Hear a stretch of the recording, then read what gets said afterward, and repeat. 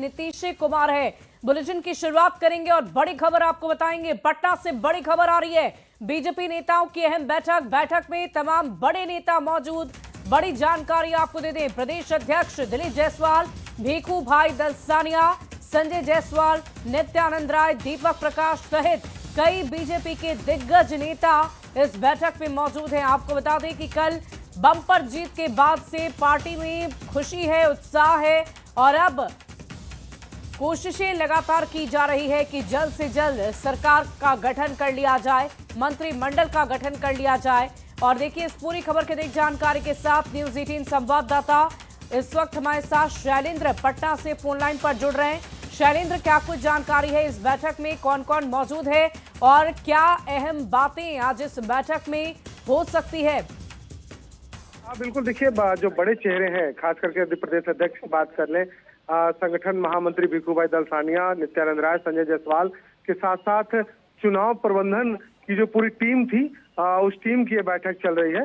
चुनाव प्रबंधन में जो लोग लगे थे उनके साथ ये बातचीत हो रही है और कहा जा रहा है कि अब आगे की रणनीति तय की जा रही है, क्योंकि अब चुनाव के बाद जब भारी बहुमत एनडीए को मिला है तो अब आगे सरकार गठन और तमाम चीजों की तैयारी है। जिलावार बीजेपी का कार्यक्रम भी होना है जिसमें विजयोत्सव मनाया जाएगा।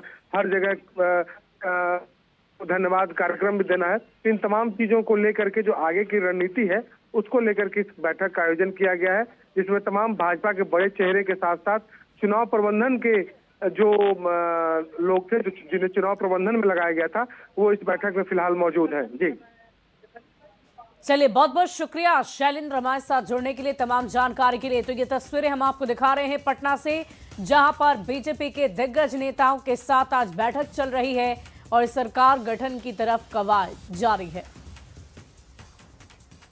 बढ़ते आगे, विधानसभा चुनाव में एनडीए की प्रचंड जीत के बाद बिहार की सियासत में हलचल काफी तेज है। मुख्यमंत्री आवास पर हलचल बढ़ गई है। एनडीए नेता के सीएम आवास पहुंचने का सिलसिला बदस्तूर जारी है। सुबह से ही सीएम से मिलने के लिए लोगों की भीड़ लगी हुई है।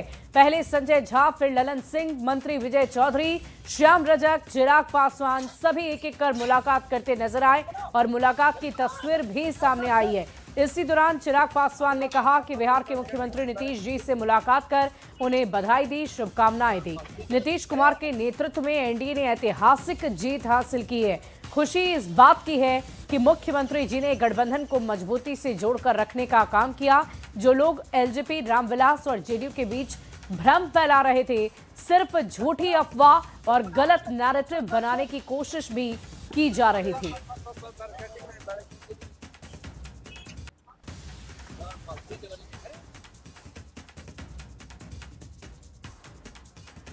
अभी पहले कल तक हम लोग जो है धन्यवाद मतदाता, प्रत्येक विधानसभा और जिला में जो है कार्यक्रम करेंगे, सभी मतदाताओं को धन्यवाद देंगे।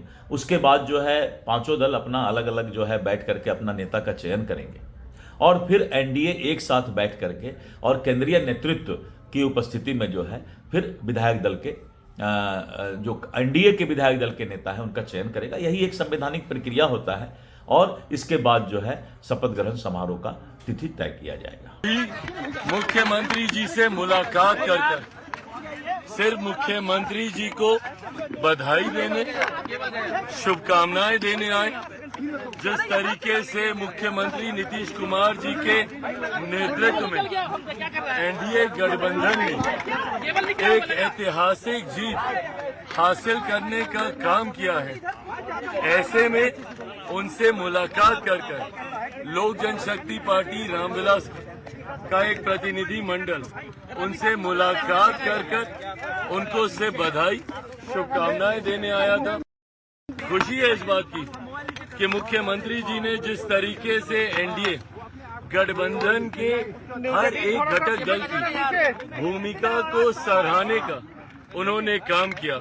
मैं तो सबसे पहले आपके चैनल के माध्यम से पूरे बिहार वासियों को, पूरे बिहार के मतदाता मालिकों को मैं उनको उनके प्रति आभार प्रकट करता हूं कि बिहार के लोगों ने जो है सुशासन और विकास पर मुहर लगाई है। हमारे नेता माननीय मुख्यमंत्री नीतीश कुमार जी के जो 20 वर्षों की उपलब्धि है और माननीय प्रधानमंत्री नरेंद्र मोदी जी के और दोनों नेता की करिश्माई जोड़ी पर लोगों ने भरोसा जताया है। जिस तरीके के दावे किए जा रहे थे विपक्ष के जरिए से, सर क्या कहिएगा उनका? विपक्ष तो इसी तरह से दावे करेंगे, कोई विपक्ष के पास कोई मुद्दा ही नहीं था। विपक्ष तो जो जनता जानती है कि कौन लोग काम करने वाले, कौन लोग काम करने वाले नहीं, कौन लोग वोट की राजनीति करते हैं, कौन लोग वोटर के बारे में सोचते हैं। हमारे नेता वोटर के बारे में सोचते हैं। हमारे नेता वोट की राजनीति कभी नहीं की, वोट की चिंता कभी नहीं की। हमारे नेता वोटर की चिंता की कि कैसे खुशहाल होंगे, कैसे उनकी जीवन यापन बेहतर कैसे होगा, उनकी आर्थिक, सामाजिक, शैक्षणिक स्थिति कैसे बेहतर होगा। तो जनता समझती है, तो जनता अस्थायी रूप से जो विपक्ष को घर बैठाई। कब तक शपथ ले लिए जाएंगे? नहीं, देखिए ये तो विशेषकर जब हमारे एनडीए घटक दल के नेता बैठेंगे और उस पर निर्णय होगी। बिहार में नई सरकार की गठन की कवायद अब तेज हो गई है और ऐसे में नए मंत्रिमंडल पर सबकी नजर टिकी रहेगी, क्योंकि 89 सीटों के साथ बीजेपी सबसे बड़ी पार्टी बनकर उभरी है। बीजेपी से 4 सीट पीछे है जेडीयू, यानी कि 85 सीटों पर। और नए मंत्रिमंडल में बीजेपी चाहेगी ज्यादा हिस्सा।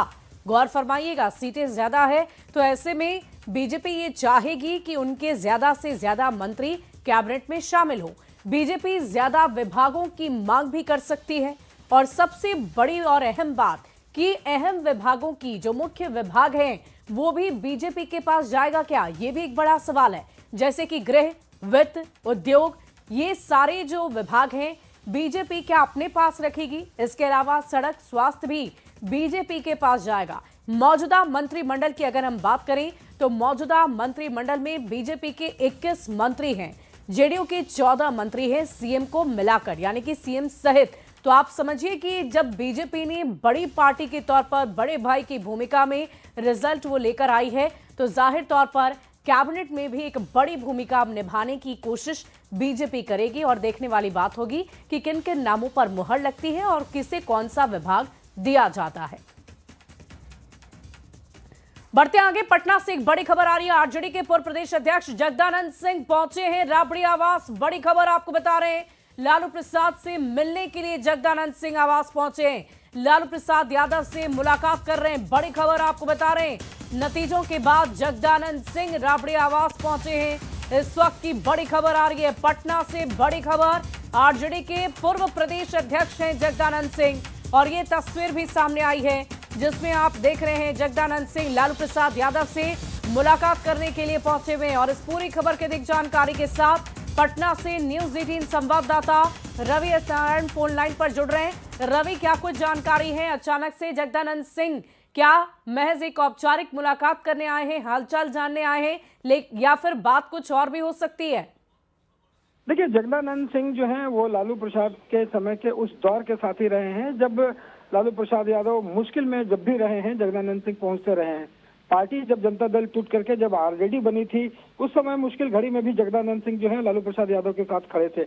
आज जब चुनावी नतीजे आए हैं और नतीजों में जिस तरह से आरजेडी को डिफीट मिली है, चुनाव में बड़े अंतर से जो हारी है, सिर्फ 25 सीटें आई है, ऐसे में तमाम राजनीतिक दल लालू प्रसाद यादव खुद मंथन कर रहे हैं। और ऐसे वक्त में जगदानंद सिंह जो आरजेडी के पूर्व प्रदेश अध्यक्ष रहे हैं, वो खुद लालू प्रसाद से मिलने के लिए पहुंचे हैं और मुलाकात हो रही है। हालांकि पूरे चुनाव के दौरान जब उनकी तबीयत खराब हुई थी, उन्होंने तबीयत का हवाला देते हुए पार्टी को प्रदेश अध्यक्ष का पद छोड़ा था। उसके बाद से आरजेडी कार्यालय वो पहुंचे ही नहीं। पूरे चुनाव के दौरान जो है वो कभी प्रचार में कहीं नहीं दिखे। लेकिन अब जब नतीजे आए हैं तो लालू प्रसाद यादव के साथ उनकी मुलाकात हो रही है और माना जा रहा है कि जो हार हुई उसको लेकर के समीक्षा भी होगी। साथ में ये भी बताते चले कि जो जगदानंद सिंह के जो पुत्र हैं वो भी बक्सर से चुनाव लड़ रहे थे, लेकिन उनकी भी बुरी तरह से हार हुई है।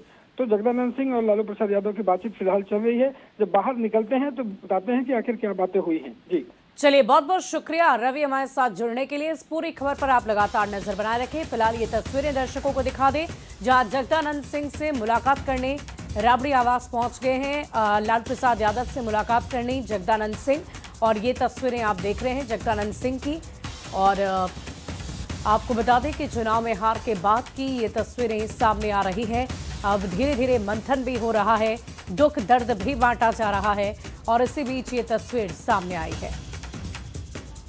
बढ़ते आगे, लालू प्रसाद की बेटी रोहिणी आचार्य के फैसले ने बिहार की सियासत को गरमा दिया है। रोहिणी आचार्य ने सोशल मीडिया के जरिए यह ऐलान किया है कि वो न सिर्फ राजनीति से संन्यास ले रही है बल्कि अपने परिवार से भी नाता तोड़ रही है। उन्होंने इसको लेकर एक पोस्ट में लिखा भी कि संजय यादव और रमेश ने ये करने के लिए कहा है और इसका पूरा का पूरा दोष मैं अपने ऊपर ले रही हूं।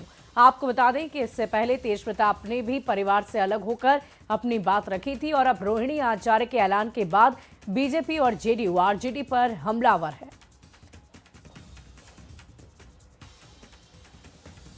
देखिए, परिवार से भी नाता तोड़ने की बात रोहिणी आचार्य ने कर दी है। उस बेटी ने जिसने अपने परिवार में लगातार मदद की है, अपने पिता की जिंदगी बचाई है, उन्हें किडनी डोनेट की है और राजनीतिक रूप से भी वो काफ़ी सक्रिय रही हैं, सोशल मीडिया पर भी लगातार पोस्ट करती रहती हैं और आज उन्होंने अपनी व्यथा भी सोशल मीडिया से ही लिखकर बताई है।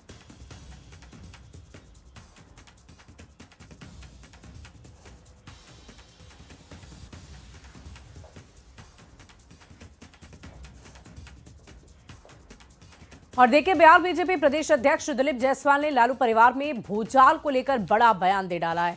उन्होंने कहा कि रोहिणी आचार्य ने लालू यादव को अपना किडनी दान दिया। 2 व्यक्ति के कारण लालू यादव का परिवार बिखर रहा है और टूट रहा है। किसी व्यक्ति के कारण परिवार का टूटना गलत है। लालू यादव जी को जैसा कि हमने सुना कि उन्होंने अपना किडनी भी लालू जी के जिंदगी को बचाने के लिए दिया है। जिस तरह से परिवार में लगातार और 1-2 व्यक्ति के कारण लालू जी का परिवार बिखरता जा रहा है, टूटता जा रहा है, किसी को भी अच्छा नहीं लगेगा। और मैं भी चाहता हूं कि जो परिवार बिखर रहा है, टूट रहा है और किसी व्यक्ति के चलते अगर बिखर रहा है, टूट रहा है, तो ये उचित नहीं है। परिवार अगर अपना बेटा बेटी है, कोई भी है, तो निश्चित रूप से परिवार मिलकर रहना चाहिए, बिखरना नहीं चाहिए। और इस बीच आपको सीधे प्रधानमंत्री क्या कुछ कह रहे हैं बिहार वासियों के लिए सुनवाते हैं। और इसलिए गुजरात में रहने वाले और खास करके सूरत में रहने वाले मेरे बिहारी भाइयों का हक बनता है और इसलिए मेरी स्वाभाविक जिम्मेवारी भी बनती है कि आप लोगों के बीच आकर के इस विजयोत्सव की कुछ पल का मैं भी हिस्सा बनूं। अचानक कार्यक्रम बन गया। मैं सुबह जा रहा था डेडियापाड़ा, तो यहाँ के हमारे साथियों ने मुझे कहा कि बिहार के लोगों की इच्छा है, अगर आप 5-10 मिनट बाहर आ जाए तो लोग आ जाएंगे। और मैं देख रहा हूं दूर दूर तक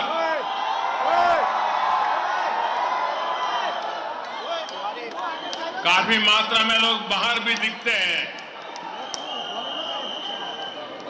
साथियों, आप भी जानते हैं, बिहार के लोग भी जानते हैं, हम वो पार्टी हैं। जब हम गुजरात में मुख्यमंत्री के रूप में आपने मुझे काम दिया था, तब भी हमारा एक मंत्र था कि भारत के विकास के लिए गुजरात का विकास।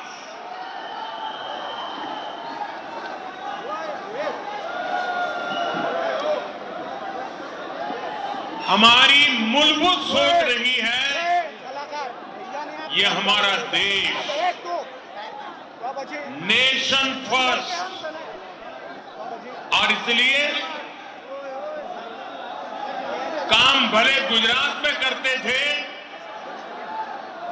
काम भले गुजरात की जिम्मेवारी को निभाने का था, लेकिन गुजरात का विकास भी भारत के विकास के लिए।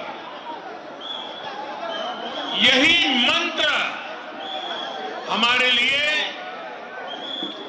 हिंदुस्तान का हर कोना, हिंदुस्तान का हर राज्य, हिंदुस्तान का हर भाषा भाषी नागरिक ये हमारे लिए पूजनीय है, वंदनीय है। और इसलिए बिहार का भी गौरव करना, बिहार के सामर्थ्य का स्वीकार करना, ये हमारे लिए बहुत सहज बात है। और मैं सूरत के मीडिया के लोगों को कहूंगा कि वे लोग थोड़ा रिसर्च करेंगे तो उनके अखबारों में एक चीज छपी हुई है। जब बिहार के 100 साल हुए तो बिहार में तो उसका जश्न होना बहुत स्वाभाविक था, लेकिन बिहार के बाहर हमने गुजरात में बिहार के 100 साल आन बान शान के साथ मनाए थे। इतना ही नहीं,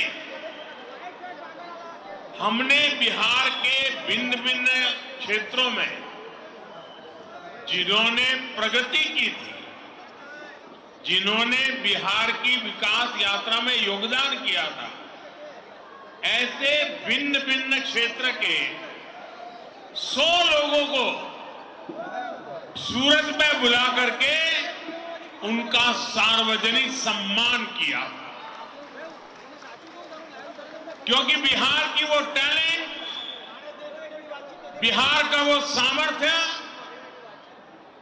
उसकी ताकत हम भली भांति पहले से जानते रहे हैं। साथियों, ये चुनाव सूरत में रहने वाले बिहार के मेरे भाई बहनों की तो पल पल की नजर थी।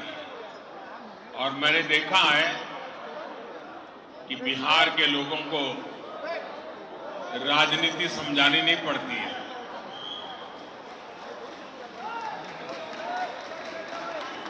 वो दुनिया को राजनीति समझाने की ताकत रखते हैं।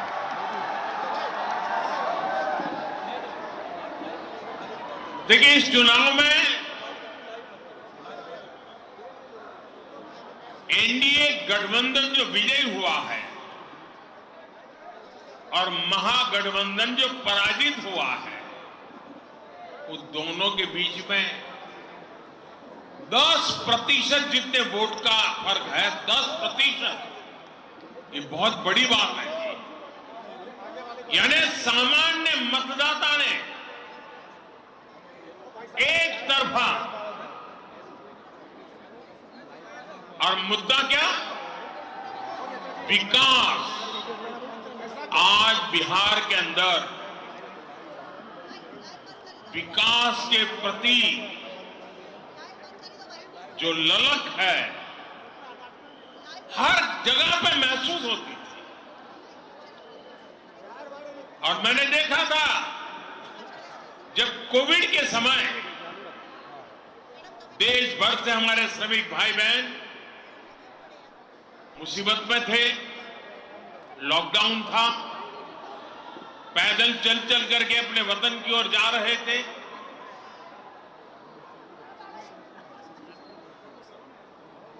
ट्रेन में लोगों को ले जाना ये भी चिंता का विषय था, कहीं फैल न जाए। लेकिन मुझे एक बार वीडियो कॉन्फ्रेंस से बिहार के लोगों से बात करने का मौका मिला, और जो उन्होंने मुझे बताया वो बड़ा मेरे लिए सुखद था। वे पैदल गए थे, कई लंबे लंबे समय तक पैदल चले गए, व्हीकल मिला फिर पैदल गए। कुछ लोगों ने वहां जाकर के इस समय का उपयोग करके कोई न कोई व्यवसाय शुरू किया। और जब मेरी उनसे वीडियो कॉन्फ्रेंस से बात हुई तो मैं हैरान था कि इतने कम समय में उन्होंने इतनी प्रगति कर दी थी। तो उन्होंने कहा, कोविड हमारे लिए तो आशीर्वाद बन गया। बोले अब हम तो किसी राज्य में वापस नहीं जाएंगे, हम तो यहीं रहेंगे।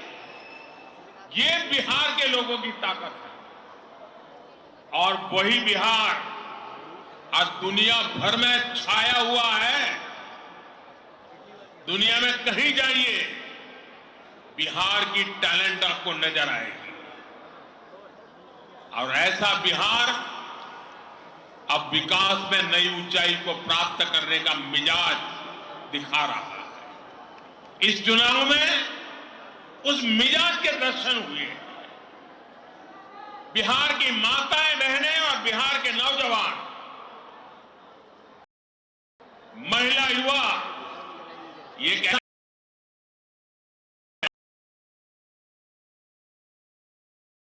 आने वाले अनेक दशकों की राजनीति का नींव मजबूत कर दी है दोस्तों। और जो राजनीति का अध्यक्ष लोग हैं, जो राजनीति पर विवेचना करते हैं, उनको कई महीने लगने वाले हैं बिहार के चुनाव नतीजों का क्या क्या प्रभाव होने वाला है, इसका एनालिसिस कर रहे हैं। और मैं साफ मानता हूं, हिंदुस्तान की राजनीति में इस चुनाव में आपने देखा होगा, पिछले 2 साल से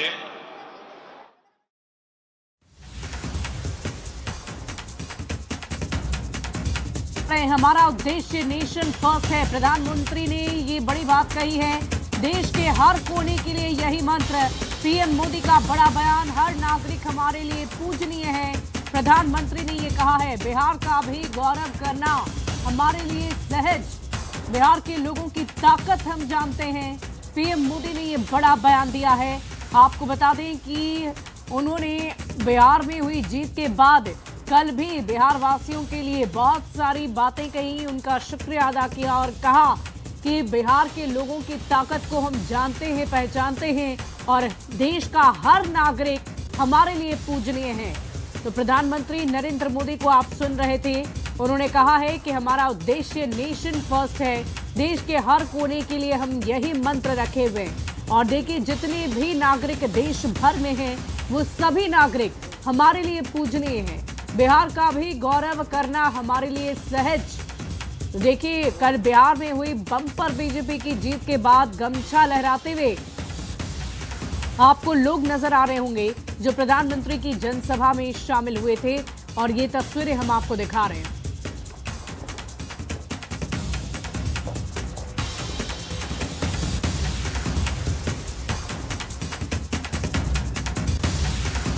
और देखिए, 2025 का विधानसभा चुनाव कई मायनों में खास रहा है। एनडीए के अहम घटक दल चिराग पासवान की पार्टी के लिए भी ये चुनाव एक बड़ी सफलता लेकर आया। 2005 के फरवरी के बाद पहली बार पार्टी ने इतना शानदार प्रदर्शन किया है। चिराग पासवान ने कहा कि विधानसभा में 0 सदस्य वाली पार्टी को एनडीए में 29 सीट दी गई, यही बड़ी बात है और उसमें से 19 सीटें जीतकर एनडीए की झोली में हमने डाल दिया।